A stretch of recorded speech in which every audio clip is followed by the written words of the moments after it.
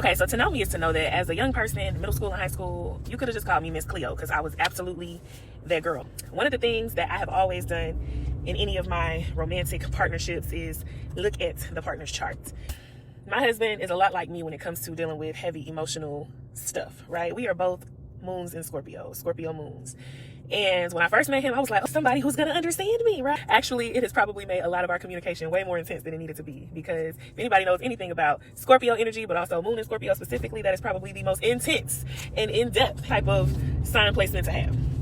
Anyway, nevertheless, I wanted to come on here and share 3 things that I think anybody who is looking to get married should look at in their partner's chart or their future partner's chart before you decide to say those vows. Because if you're not committed to these versions and this expression of that person, if it don't work for you, if the way they articulate, the way they navigate life does not work for you, you know what I'm saying, you may need to second guess. You may need to work through, whether or not there's a partnership that you really want to be involved in.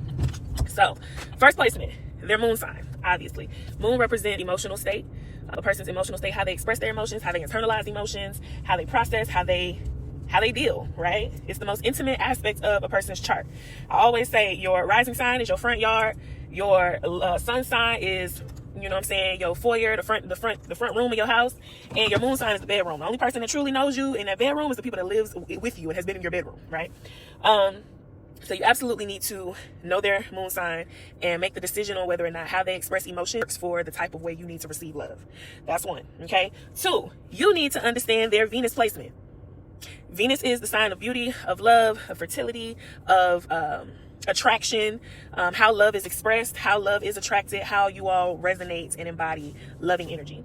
You want to know whether or not that person's placement is compatible with yours. Okay, so if you are into like love languages, a person's Venus sign is going to tell you their love language. So you understanding their love language, you understanding your own love language, if those two can commingle, if they speak the same language or they can work with each other, you got you a good one. If not, you might want to reconsider whether or not you can handle that person. Okay, so it's not about whether or not I'm a Libra, he's a Taurus, because on the surface, baby, a Libra and a Taurus is karmic AF.